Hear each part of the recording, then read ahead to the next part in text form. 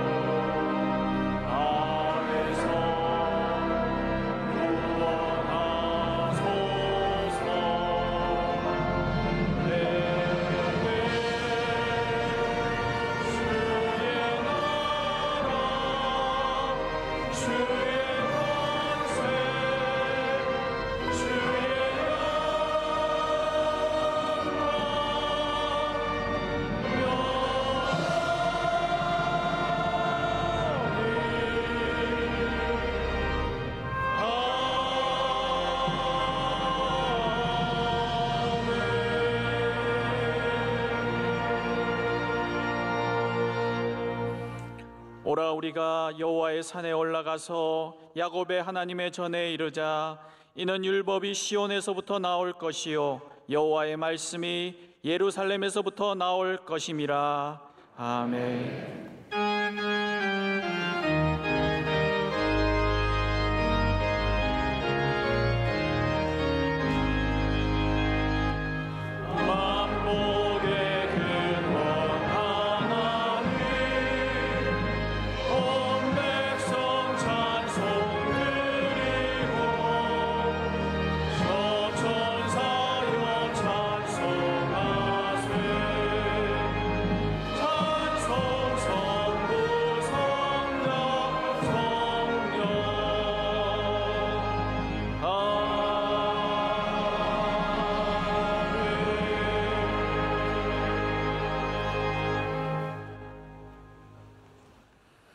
내가 그리스도와 함께 십자가에 못 박혔나니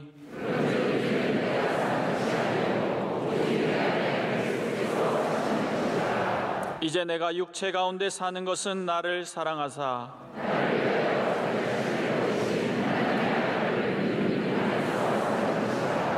십자가의 도가 멸망하는 자들에게는 미련한 것이요 또 우리에게 이르시되 아무든지 나를 따라오려거든 자기를 부인하고 날마다 자기 십자가를 지고 나를 따를 것이니라. 아멘. 이 시간 하나님 앞에 감사와 참회의 기도를 조용히 올려드리겠습니다.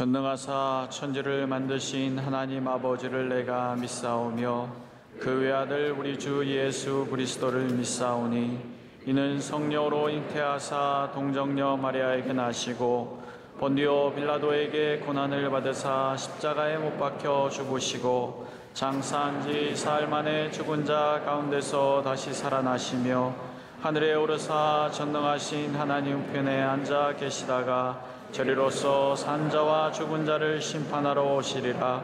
성령을 믿사오며 거룩한 공예와 성도가 서로 교통하는 것과 죄를 사하여 주시는 것과 몸이 다시 사는 것과 영원히 사는 것을 믿사옵나이다. 아멘.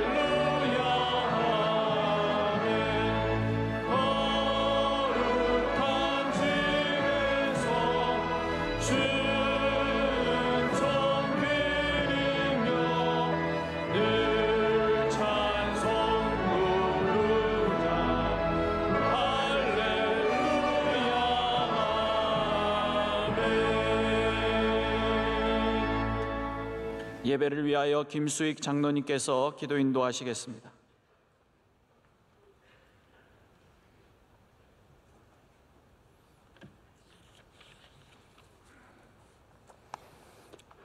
하나님 아버지, 오늘도 거룩한 주일을 맞이하여 저희들을 성전으로 불러주시고 예배할 수 있도록 인도해 주신 은혜 감사드립니다. 항상 기뻐하고 쉬지 말고 기도하며 범사에 감사하는 것이 저희를 향하신 하나님의 뜻임을 알면서도 근심하고 염려하며 불평하며 살았습니다. 기도를 계속하고 기도에 감사함으로 깨어있지 못한 어리석음을 회개하오니 용서하여 주시옵소서. 만물의 주관자 되시는 하나님, 코로나 사태, 우크라이나 전쟁 등으로 인한 전 세계적 위기 가운데 이 나라와 민족을 지켜 보호하여 주시고 갈라지고 분열된 사회가 예수님 사랑으로 하나 되게 하시옵소서. 저희 모두 주님 앞으로 겸손히 나아갑니다. 현재 위기를 새롭게 변화하는 축복의 기회로 바꾸어 주시옵소서. 교회의 머리가 되시는 주님, 혼란스럽고 어지러운 세상 속에서도 저희의 피난처 되시는 주님의 몸된 교회를 세워주심을 감사드립니다.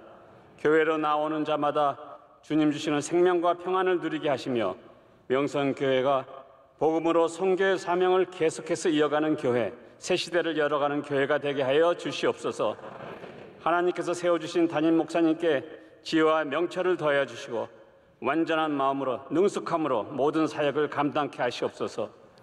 오직 주님만 붙들고 7년을 하루같이 온 힘을 다해 주님 주신 사명을 감당하시는 원로 목사님께도 지치지 않으시도록 늘 새 힘을 부어 주시옵소서.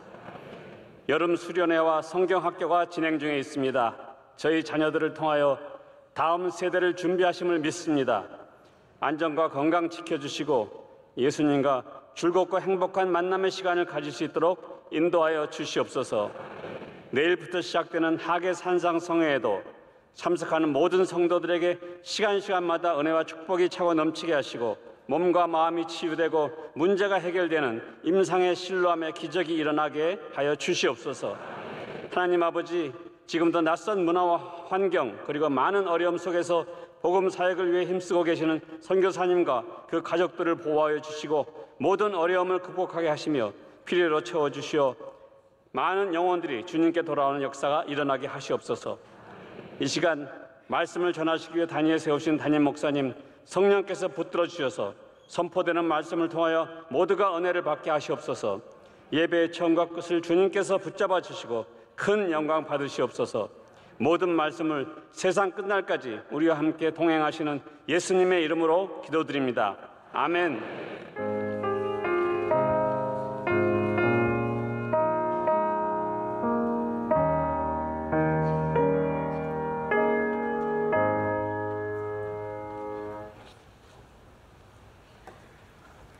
오늘 우리에게 주시는 하나님의 말씀은 신약성경 요한복음 21장 18절로 23절까지 말씀입니다. 신약성경 요한복음 21장 18절로 23절까지 말씀을 오정규 박영숙 집사님께서 봉독해 주시겠습니다.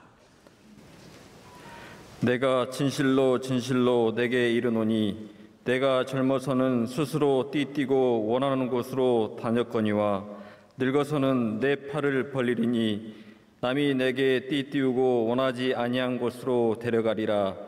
이 말씀을 하심은 베드로가 어떠한 죽음으로 하나님께 영광을 돌릴 것을 가리키심이로라. 이 말씀을 하시고 베드로에게 이르시되 나를 따르라 하시니 베드로가 돌이켜 예수께서 사랑하시는 그 제자가 따르는 것을 보니 그는 만찬석에서 예수의 품에 의지하여 주님을 파는 자가 누구오니이까 묻던 자더라. 이에 베드로가 그를 보고 예수께 여짜오되 주님, 이 사람은 어떻게 되겠사옵나이까? 예수께서 이르시되 내가 올 때까지 그를 머물게 하고자 할지라도 내게 무슨 상관이냐? 너는 나를 따르라 하시더라.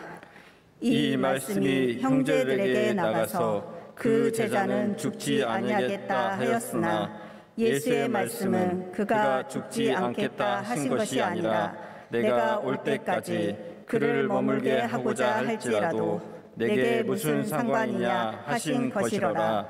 아멘. 담임 목사님께서 교회 소식을 전해 주시겠습니다. 오늘 복된 주님의 날에 성전을 찾아오신 모든 여러분들과 또 함께 예배드리시는 모든 성도님들께 하나님의 크신 은혜가 함께 하시기를 축복합니다. 오늘 저희는 이제 여름 행사 중심에 있습니다. 우리 내일부터 산상송회가 시작되고 또 우리 교회 학교는 수련회가 진행 중에 있습니다. 모든 성도 여러분께서는 관심을 가져주시고 또 기도해 주시고 참여해 주시기를 부탁을 드리겠습니다.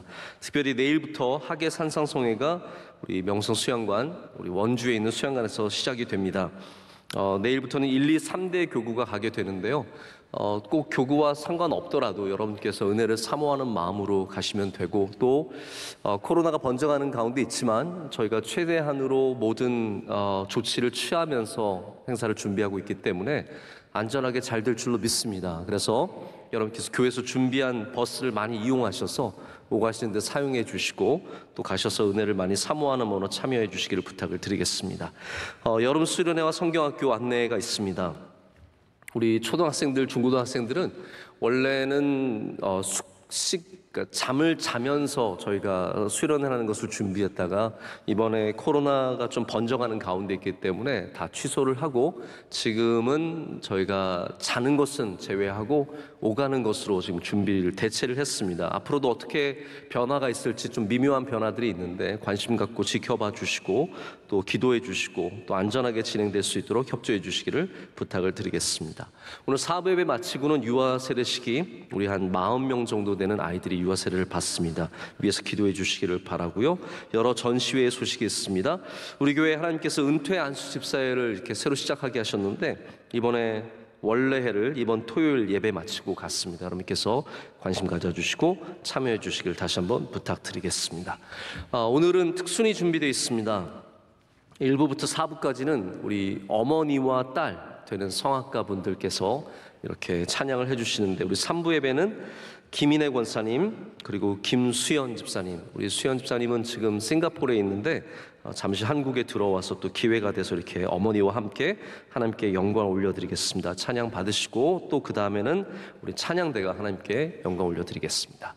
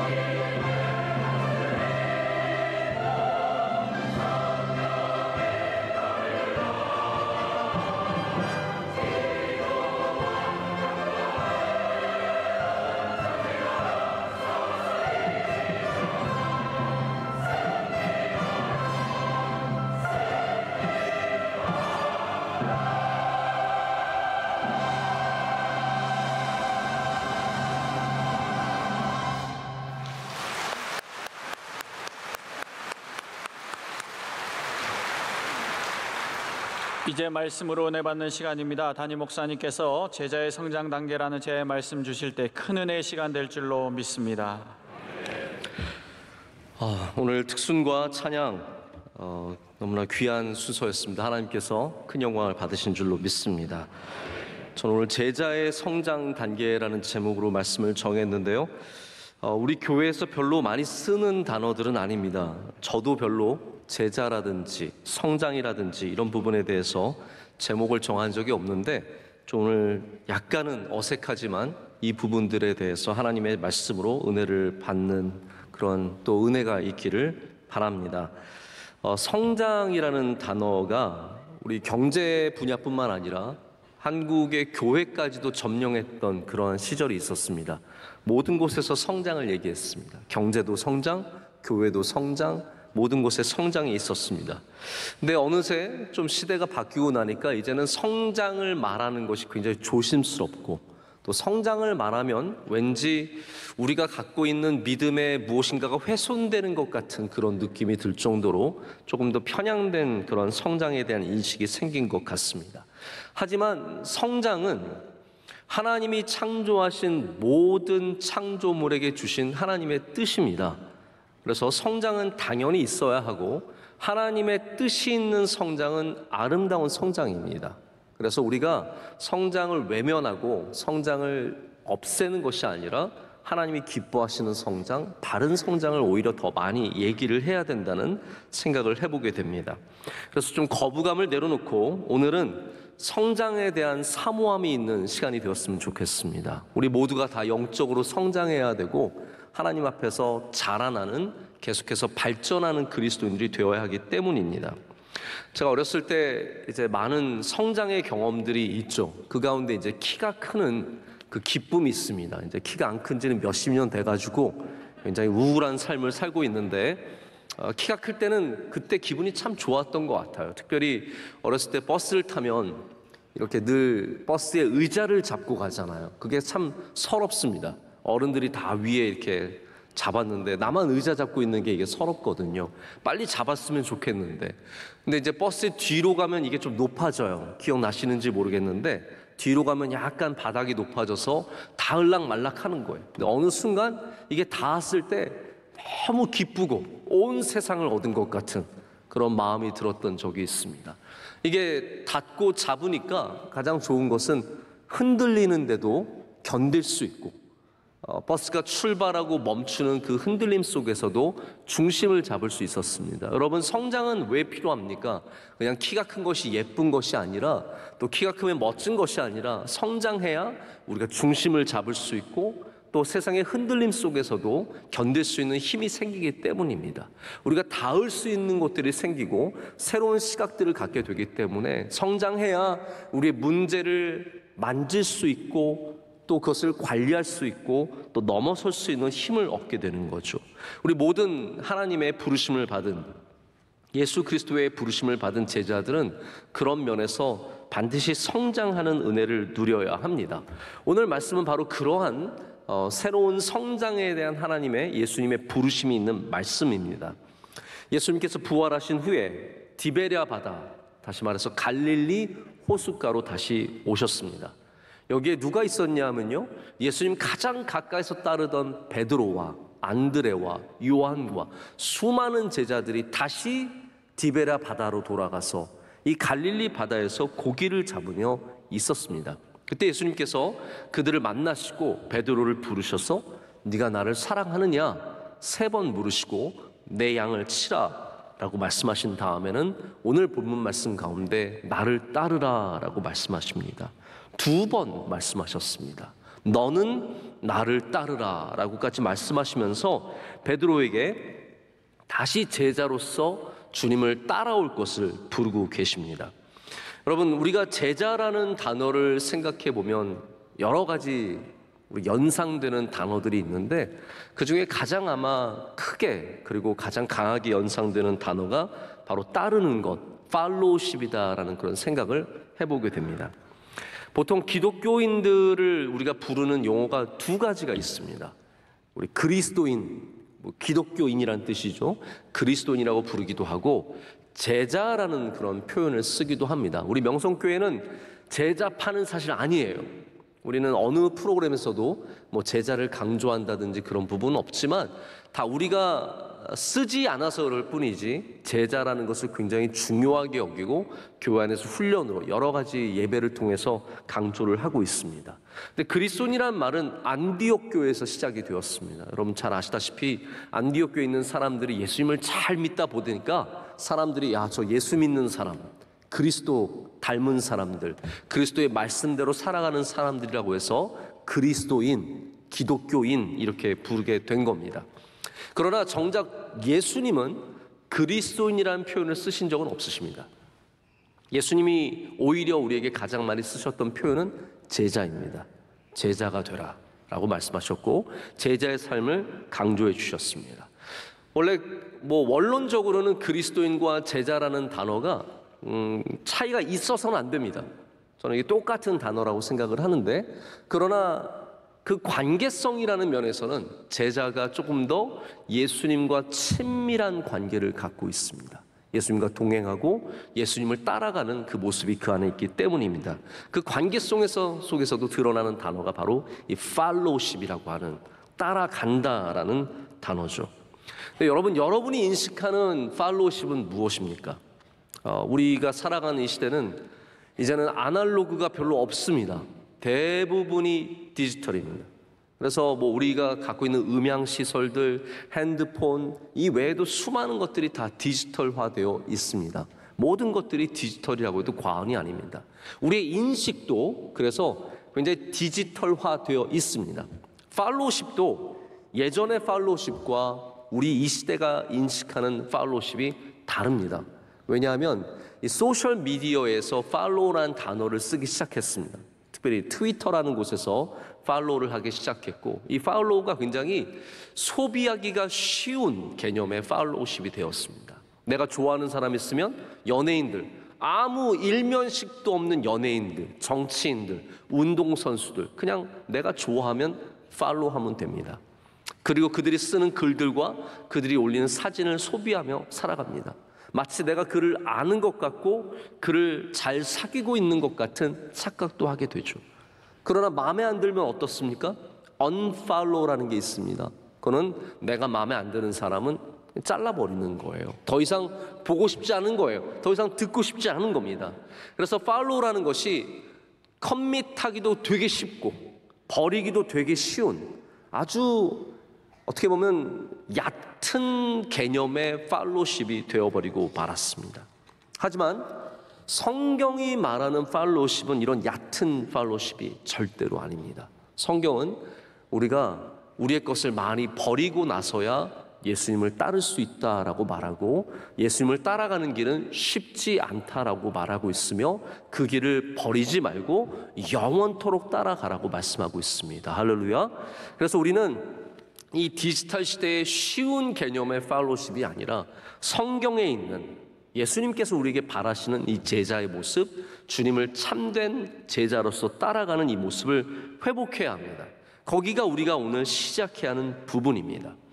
오늘 3부 예배에 많은 성도님들께서 나오시고 찬양대도 오늘 참 많이 서고 여러분들이 여기 계시는데 자, 여러분들은 오늘 왜 여기 있을까요? 우리 근본적으로 그리스도인들, 예수님의 제자들은 주님께서 우리를 부르셨기 때문에 여기 있는 겁니다. 여러분들 그냥 스스로 내 힘으로 내 능력으로 나온 것이 아니라 우리 모두는 주님께 부름을 받은 사람들입니다. 그리고 성경을 보면 예수님께서 아무나 부르지 않으셨습니다. 그게 중요한 거예요. 다 여기에 부름을 받아서 온 것이 아니라 예수님께서는 다니시면서 너는 나를 따르라 라는 말씀을 모두에게 하지 않으셨습니다. 특별히 사람을 택하셔서 너는 나를 따르라 라고 말씀하셨죠. 마태 세리를 그렇게 해서 불러주셨고 또 베드로와 안드레를 그렇게 불러주셨습니다. 그러나 누가복음 19장 같은 경우에 보면 부자 청년을 불러주셨는데 부자 청년은 그 말씀을 듣고도 근심하여 돌아갔더라라고 되어 있습니다. 우리는 그 청년이 그 부자가 자기의 것을 내려놓고 예수님을 따라갔는지 안 갔는지 전혀 알 수가 없습니다. 많은 사람들이 들었지만 그 부르심을 다 따라간 것은 아니라는 거죠. 그렇기 때문에 오늘 우리가 여기 있는 것도 특별한 은혜입니다. 주님이 부르셨고 거기에 응답하는 은혜가 있었기 때문이죠.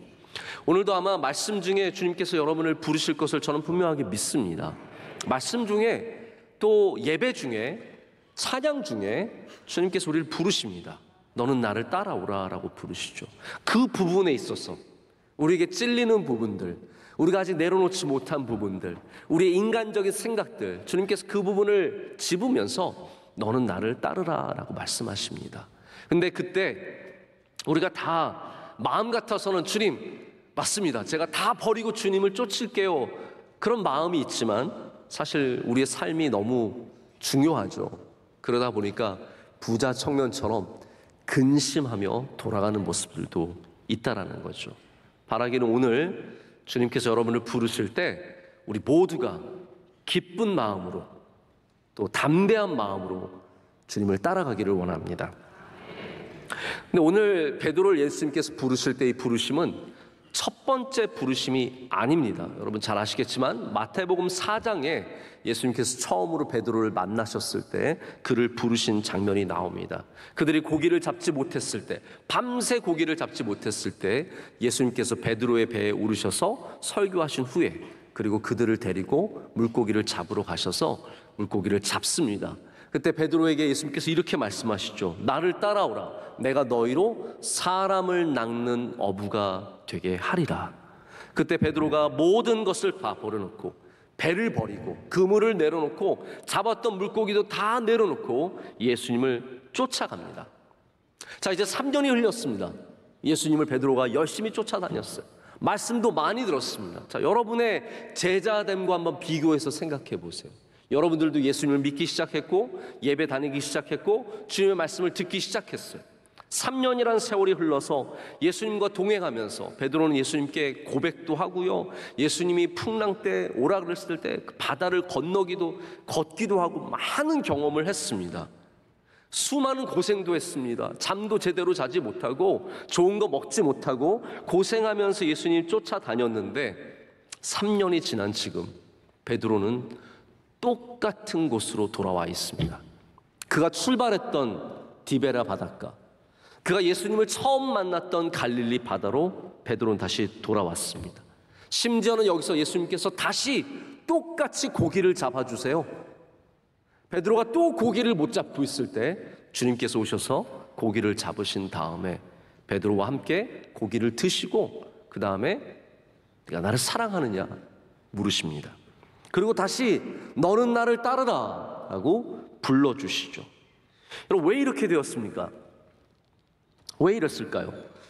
예수님께서 십자가에 달려 돌아가실 때 예수님의 제자들은 다 뿔뿔이 흩어졌습니다.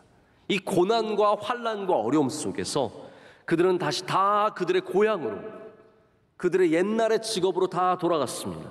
그래서 베드로와 안드레는 다시 이 갈릴리 바다로 온 거예요. 이곳에서 아이러니하게 예수님께서 똑같은 상황을 만드셔서 베드로를 다시 불러주십니다.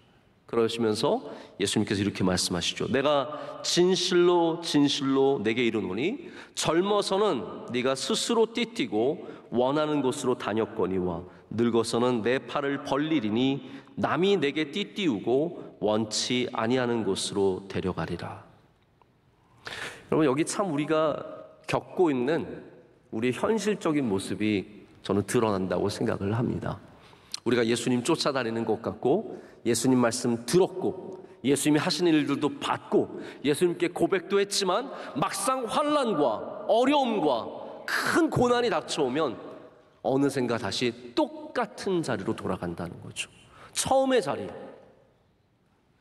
다시 갈릴리 바다로 다 돌아가는 것이 우리의 모습이라는 거예요. 우리가 생각하기에 우리가 성숙한 것 같고 성장한 것 같고 믿음이 굉장히 좋아진 것 같지만 안타깝게도 우리는 똑같은 자리로 돌아갈 때가 너무나 많습니다. 믿음의 성장을 이루어야 이 자리를 벗어날 수 있습니다. 갈릴리 바다를 벗어나서 땅끝까지 가는 제자가 되기 위해서는 성령을 받아야 하고 성장해야 합니다. 이게 없으면 우리는 맨날 다시 원래 자리로 돌아가게 되어 있다라는 거죠. 그래서 3년이든 5년이든 10년이든 30년이든 의미가 없어요. 성장해야 그 자리를 벗어날 수 있다라는 겁니다.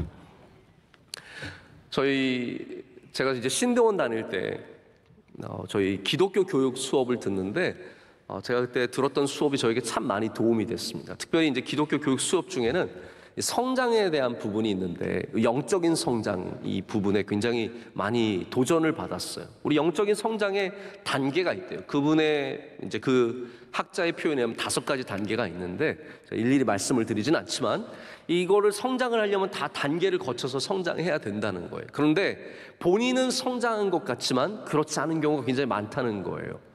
예를 들어서 이번에도 우리가 산상성에 있는데 여러분 산상성에 한번 다녀오시면 믿음이 막 많아진 것 같고 담대해진 것 같고 이제는 세상과 맞짱 떠서 이길 수 있을 것 같은 막 담대함이 있거든요. 근데 집에 들어가자마자 뭐 남편이 왜 이렇게 늦게 왔냐 그러고 막 시비 걸면 바로 멱살 잡고 메어치고 뭐 그런 일들이 생기죠. 우리가 보통 뭐라고 표현하냐면 은혜를 뭐 쏟았다라고 표현을 해요. 그래서 가는 길에 은혜 쏟지 말라고 그런 말 많이 하죠. 버스에서 옆에 사람이랑 싸우지 말고 가는 길에 은혜 쏟지 말라는 말씀 많이 하는데 여러분 이렇게 생각하시는 게 좋을 것 같아요. 우리가 마음으로 그리고 생각으로는 성장한 것 같지만 단계적으로 성장하지 않으면 사실은 은혜를 쏟는 게 아니라 옛 모습이 다시 나오는 거예요. 본자리로 다시 돌아간 거예요.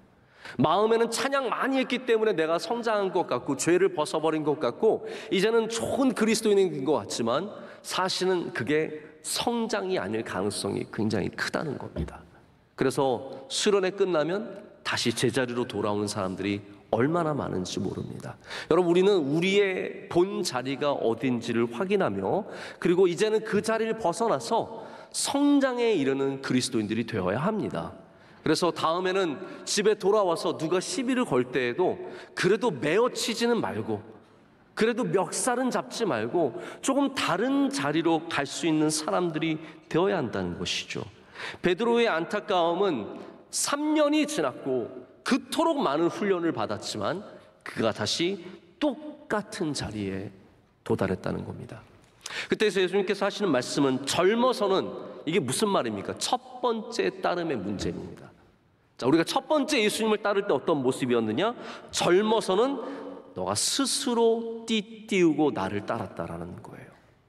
다시 말해서 베드로의 욕심과 베드로의 욕망과 베드로의 원함, 베드로의 소원 이런 거를 보고 예수님을 따른 거지 결코 예수님이 그를 따르게 하신 것이 아니었다는 겁니다. 우리 첫 번째 따름의 모습들이 이럴 때가 참 많습니다. 내가 원한 거죠. 내가 예수님 믿으면 잘 될 것 같아서 내가 교회 다니면 복 받을 것 같아서 내가 갖고 있는 아젠다와 내가 갖고 있는 꿈들 때문에 예수님을 따르는 거예요. 예수님은 그게 변화되기를 원하시는 겁니다. 그래서 처음에는 우리가 스스로 띠띠우고 예수님을 쫓아갔지만 다음 따름에 성장한 따라가면은 무엇이 있습니까? 남이 내게 띠띠우고 이 남이 누구이겠습니까? 예수님인 거예요. 예수님께서 띠띠워 주시고 이제는 내 욕심의 띠가 아니라 그걸 다 벗어버리고 은혜의 띠를 띠고 할렐루야 은혜와 사랑과 예수님의 성령의 감동하심의 띠를 띠고 그리고 주님께 끌려다녀야 그게 진짜 주님을 따라가는 모습이라는 겁니다.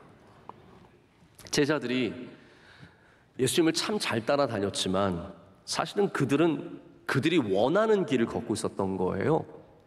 그래서 막상 예수님께서 나 이제 죽어야 한다. 그때 제자들이 난리 났어요. 예수님 그러면 안 됩니다. 무슨 말씀이에요? 예수님 죽으시면 안 돼요. 예수님은 지금 여기서 이스라엘을 회복시키셔야 하고 그 다음에 우리한테 하실 일이 있잖아요. 우리들 다 예수님의 우편과 좌편에 앉히시고 장관 자리, 경찰 청장 자리, 법무부 장관 자리 하나씩 다 주시고 우리로 권세를 누리게 하셔야지 예수님 이게 뭐 하시는 겁니까? 다 반대하는 거예요. 왜 그렇습니까? 그들이 예수님을 따라갔지만 스스로 띠띠고 다 쫓아가는 것이기 때문입니다. 여러분 열정이 있다고 다 그게 아름다운 팔로십이 아닙니다.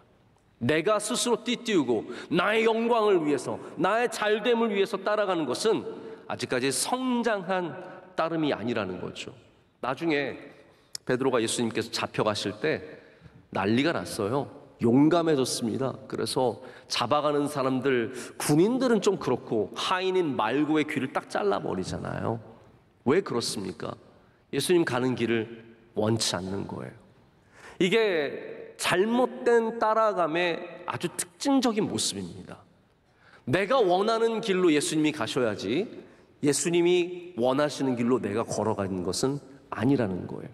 그래서 예수님이 내 마음에 안 드는 길 걸어가면 예수님 그 길 아니에요. 이 길로 가세요. 교인들도 교회를 그렇게 바라보기가 참 쉽습니다. 내가 원하는 모습을 갖지 않으면 이 교회 이쪽 방향으로 가야 되는데 교회의 귀를 자르고 예수님의 귀를 자르고 그리고 사람들의 귀를 자르는 모습을 갖게 된다는 거죠. 여러분, 우리의 팔로십이 바뀌어야 합니다. 스스로 띠띠우는 것이 아니라 은혜의 띠를 띄워야 합니다. 그리스도께서 우리를 붙잡아 주시도록, 나를 끌어가시도록, 주님의 끌어가심에 함께 따라가는 믿음을 갖는 것이 진정한 성장한 제자의 모습이라는 거죠. 그래서 두 번째 베드로를 예수님께서 오늘 부르실 때는 이제는 남이 내게 띠띠우고 원치 않는 곳으로 데려간다라고 말씀하십니다. 이게 예수님께서 주관하시는 따름이에요. 내가 따라가는 것이 아니라 나를 따르게 하시는 예수님을 따라가는 것입니다. 그래서 예수님께서 베드로를 두 번째 오늘 부르실 때는 너는 나를 따르라 라고 말씀하십니다. You must follow me 라고 말씀하십니다. 여러분, 베드로는 이 말을 이제 많이 들었잖아요. 나를 따르라, 나를 따르라, 나를 따르라. 똑같은 말이지만 여러분, 이것이 성장할수록 다르게 들립니다. 무게감이 달라집니다. 처음에 나를 따르라 신나서 따라가지만 나중에 나를 따르라, 이거는 굉장히 무거운 따름인 거예요. 모든 말들이 성장할수록 다르게 들립니다. 같은 말이지만 다 다르게 들립니다. 성경의 똑같은 말씀이지만 여러분의 믿음이 성장할수록 다르게 읽힐 수밖에 없습니다. 그래서 여러분, 매년 성경은 한 번은 읽으셔야 돼요. 아멘. 아직도 시간이 많아요. 이제 7월 말인데요. 여러분, 힘만 내시면 성경 일독은 문제 없습니다. 하루에 20분만 읽으면 넉넉히 감당할 수 있어요. 근데 여러분, 믿음이 성장할수록 읽히는 부분이 다르고 똑같은 말씀이 다르고 계속해서 변화되는 거예요. 저희 어렸을 때 교과서에 있는 소나기라는 소설, 저도 그때도 참 재미있게 읽었거든요. 너무 좋지 않았습니까? 소나기. 소나기. 근데 좀 나이를 들고 다시 소나기를 읽으니까 그 감동이 100배인 거예요. 100배. 너무 이야기가 다른 겁니다. 저도 어렸을 때 중학교 2학년 때 저희 아버지 서재에 있었던 고전 문학을 참 많이 읽었습니다. 뭣도 모르고 데미안도 읽고 좁은 문 읽고 여자의 일생 이런 거 다 읽었는데 그때는 몰랐던 것이 새롭게 읽으면서 얼마나 많이 다가오는지 모릅니다. 나를 따르라는 이 말씀이 베드로에게 얼마나 달라지겠습니까? 그게 성장인 거예요. 여러분, 기도할 때 하나님의 뜻을 구하지 않습니까? 하나님의 뜻을 우리가 잘 분별하기가 쉽지 않은데 우리가 묻고 또 물어서 답을 얻을 수도 있지만 중요한 것은 이겁니다. 성장하면 답을 알아가게 되어 있습니다. 그래서 오래 붙잡고 있는 것만이 문제가 아니라 내가 주님 안에서 성장하게 해달라는 기도를 하셔야 됩니다. 그래야 하나님의 뜻을 알아갈 수 있기 때문이에요. 그냥 주구장창 기도만 한다고 해결될 문제는 아니라는 거죠. 우리의 믿음의 성장에 따라서 아는 것이 너무나 달라지기 때문입니다. 제가 듣고 있는 팟캐스트가 하나 있는데 거기서 미국 아이들한테 물었어요. 가장 듣기 싫은 말이 뭐냐? 여러분, 아이들이 가장 듣기 싫어하는 말 뭘 것 같아요? 공부해라?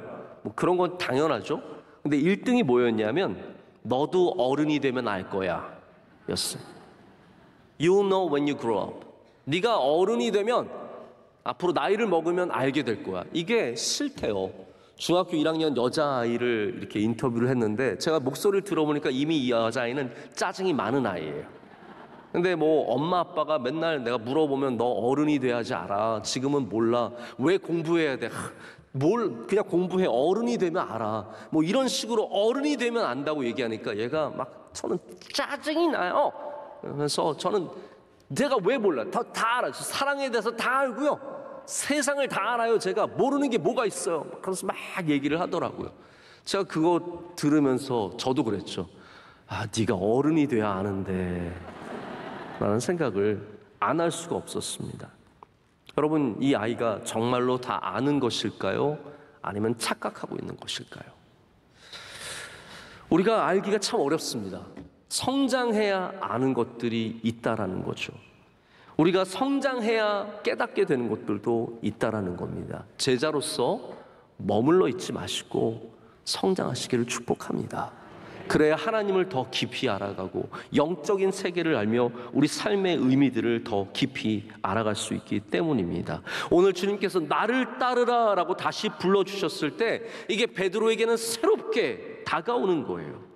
주님의 부르심은 같았지만 이제는 베드로의 반응이 달라지는 겁니다. 이 남포교회 원로 목사님이신 박영선 목사님이 제자에 대해서 말씀하시면서 제자라는 것은 그리스도께서 우리를 부르셨다는 그리스도의 권세가 전제가 되어야 한다라고 말씀하십니다. 이게 무슨 말입니까? 제자가 된다는 것은 내가 내 의지로 내 뜻으로 되는 나의 권세가 아니라 오직 예수 그리스도의 권세, 주님께서 우리를 부르셨다는 것이 전제가 되어야 된다라는 거예요. 이게 바로 남이 띠띠우는 진정한 의미입니다. 주님이 여러분을 끌고 가시는 권세로 우리가 제자가 되는 줄로 믿습니다. 그러기 위해서는 우리 다 첫 번째 자리로 이 디베라 바닷가로 다시 돌아가서 여기서 다시 새로 시작을 해야 합니다. 주님, 제게 이제 주님의 은혜의 띠를 띄워주시고, 할렐루야, 주님의 성령의 띠를 띄워주셔서 저를 주님의 은혜로 데려가 주시옵소서. 이 고백이 여러분 가운데 있을 때 우리가 성장하는 은혜를 누리게 될 줄로 믿습니다. 우리가 팔로우십의 성장과 함께 또 우리가 주위에서 하나 봐야 되는 것이 있습니다. 우리 모든 성장을 가로막는 것이 참 많이 있는데 오늘 말씀에 등장하는 것은 바로 시선의 문제입니다.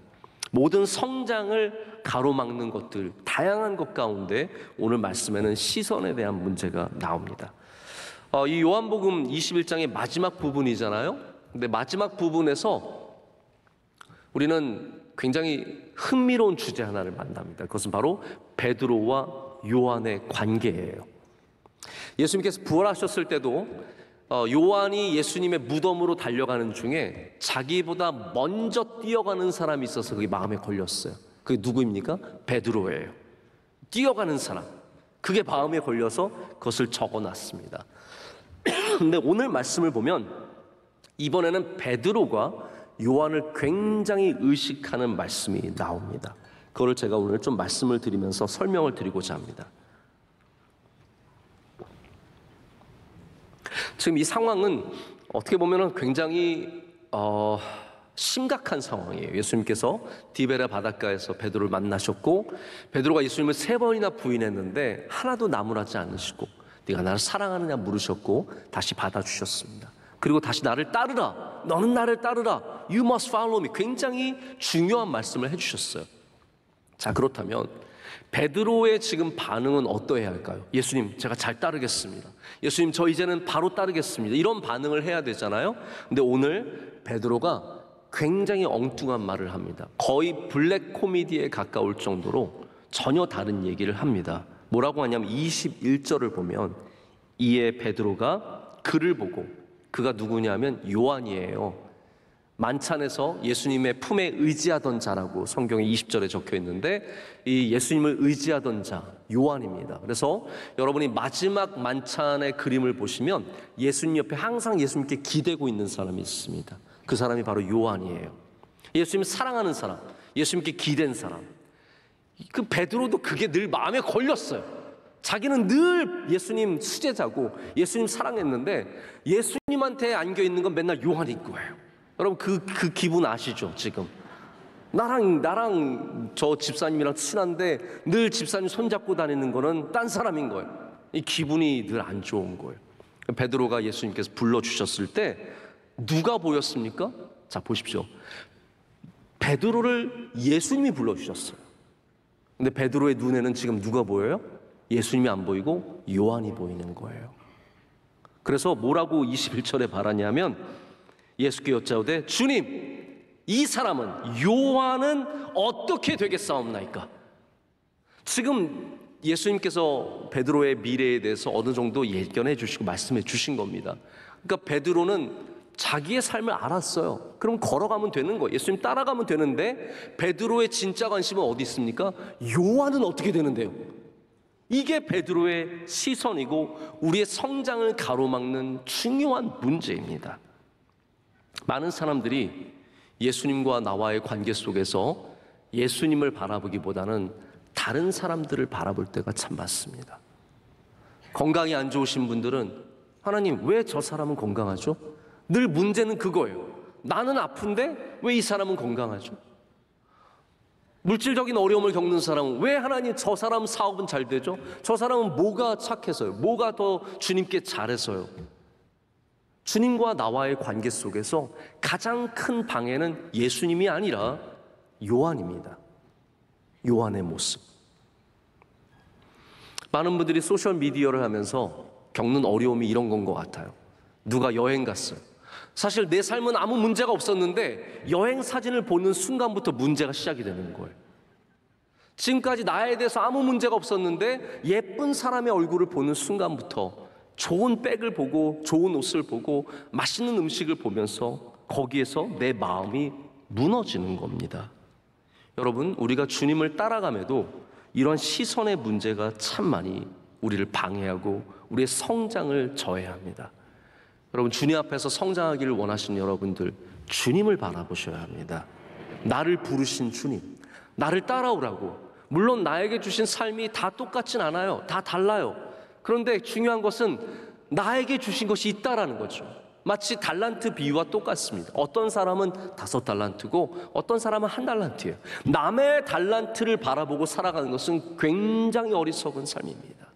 내게 주신 달란트를 갖고 주님을 따라가면 그 삶이 가장 복된 삶이 될 줄로 믿습니다.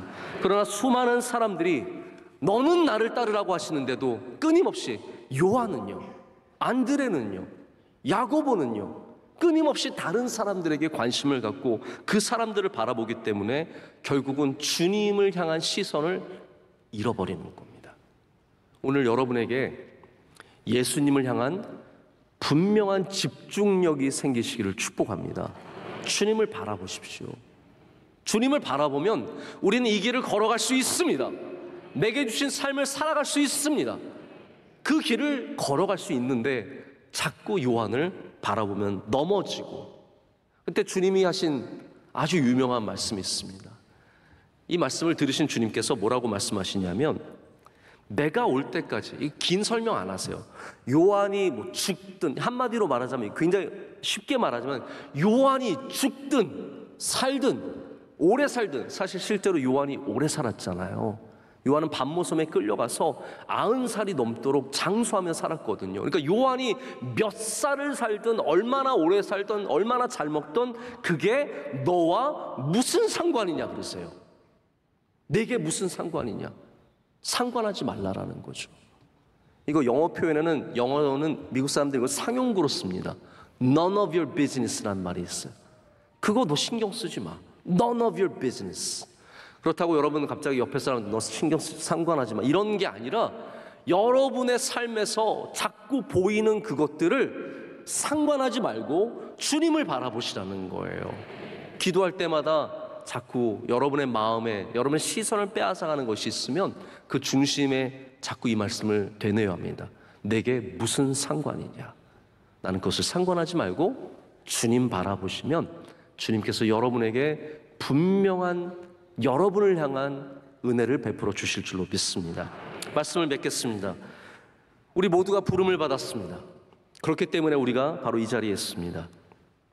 오늘 우리가 선택해야 하는 문제는 내가 띠 띄우고 갈 것인가, 아니면 주님의 은혜의 띠를 붙잡고 갈 것인가입니다.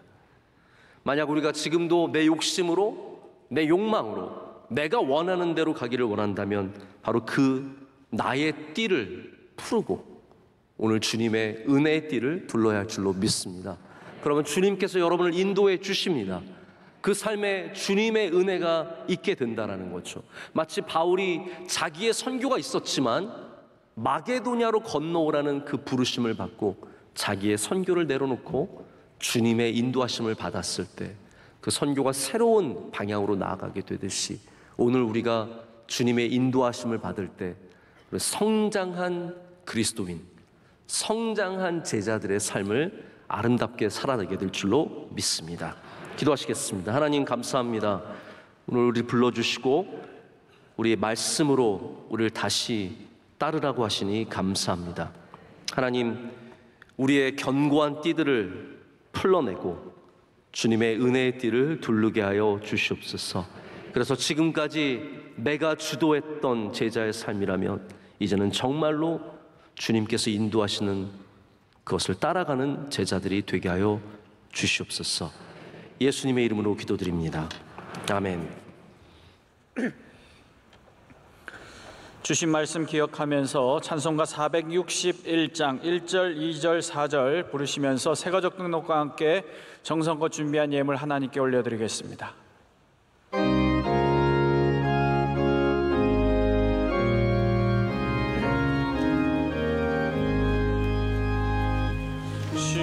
십자가를 질 수 있나 주가 오실 때 주님까지 따르오니 성도내 나가였나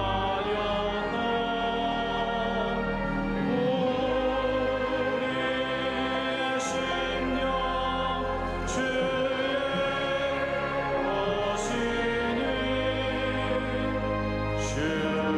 주님의 영상 만들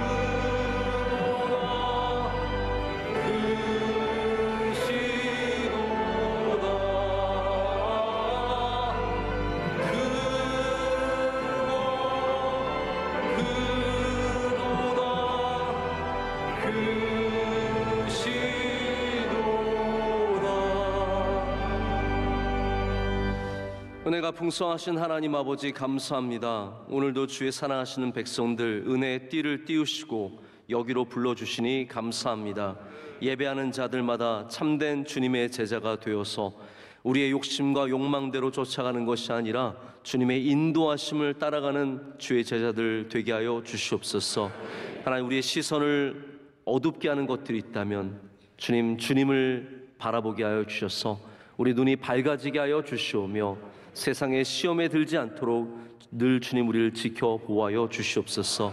이 시간 우리의 감사와 기도의 제목을 담아서 주님께 예물을 올려드립니다. 하나님, 성도들의 마음의 소원을 들어주시옵고 건강의 은혜와 물질의 은혜를 허락하여 주시오며 가정의 주의 은혜가 날마다 넘쳐나게 하여 주시옵소서. 모든 문들이 열리게 하여 주시옵고 하나님께서 늘 눈동자처럼 우리를 보호하시는 복된 인생을 살아가게 하여 주시옵소서. 예물이 쓰이는 곳마다 주의 영광이 나타나게 하여 주시며 주의 뜻이 이루어지게 하여 주시옵소서. 하나님, 대한민국 어려운 상황 중에 이 나라가 바로 서게 하여 주시며 일어서게 하여 주시오며 하나님, 이 나라에 주의 복이 넘쳐나게 하여 주시옵소서. 하나님, 세계교회와 한국교회에 은혜 주시되 특별히 우리 명성교회가 주님을 사랑하는 교회, 주님의 좋은 제자교회가 되어서 영원토록 예수님만 바라보며 따라가게 하여 주시옵소서. 주신 사명을 잘 감당할 줄로 믿습니다. 선교지마다 은혜 주시고 선교사님들과 함께하여 주시며 우리 모든 동역하는 주의 종들에게도 은혜를 내려 주시옵소서.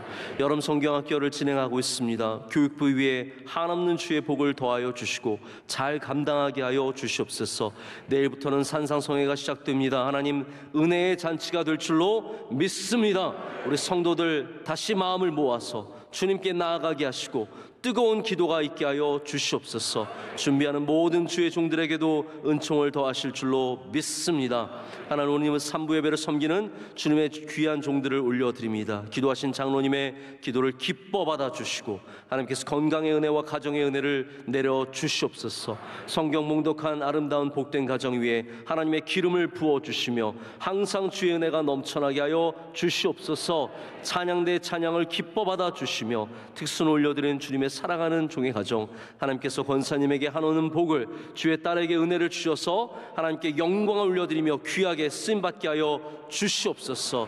오늘 예배한 주의 모든 사랑하는 종들 기뻐 받아주시고 모든 예배위원들의 헌신을 기억하여 주시며 모든 우리 예배 가운데 주님 홀로 영광 받으실 줄로 믿습니다. 예수님의 이름으로 기도드립니다. 아멘. 오늘 3부 예배에 등록하신 분들이 여러분들이 계십니다. 우리 크게 박수로 환영하겠습니다. 감사합니다. 잘 오셨습니다. 감사합니다. 오늘 특수는 제가 소개를 따로 하지 않아도 여러분께 잘 아시는 우리 김인혜 권사님과 우리 김수연 집사님 두 분이 해주셨습니다. 두 분 다 정말 눈물이 많은 믿음의 딸들이고 너무나 하나님께 큰 영광 올려드리는 또 세계적인 성악가들인데 오늘도 저에게 큰 은혜가 되었습니다. 하나님께서 앞으로도 더욱더 귀하게 사용해 주실 줄로 믿습니다.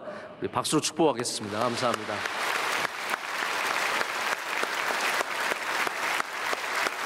찬양대 찬양도 큰 은혜를 받았습니다. 사랑합니다. 축복합니다. 박수하겠습니다. 감사합니다. 네. 우리 옆에 분들과 인사하실까요? 인사하실 때 제자의 성장을 가지세요. 서로 축복하겠습니다. 제자의 성장을 가지세요. 네, 제자의 성장을 이루시고 또 꼭 가지시기를 축복합니다. 내일부터 우리 산상성회가 원주 수양관에서 있습니다. 저는 원주 수양관에 저의 믿음의 이야기가 참 많이 담겨 있습니다. 저의 삶의 원주 수양관은 너무나 소중한 곳이고 중요한 곳입니다. 바라기는 우리 모든 명성교회 성도라면 원주 수양관의 믿음 이야기가 있기를 바랍니다. 그래서 여러분들이 그곳에서 누린 수많은 믿음의 순간들 또 복의 순간들 기억하시고 자녀에게 얘기해 줄 수 있으며 전해 줄 수 있다면 얼마나 큰 복이 될까 생각을 합니다. 내일도 가셔서 큰 은혜 받으시고 또 올해의 2022년도에 믿음의 이야기를 꼭 적어 가시기를 진심으로 축복합니다. 네, 우리 마지막 찬양 힘차게 하겠습니다.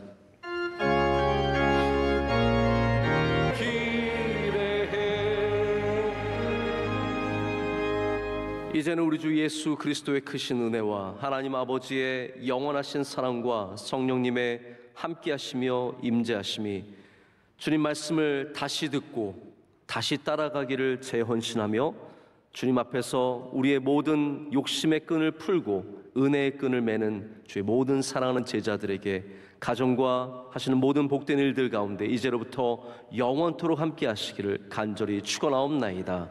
아멘.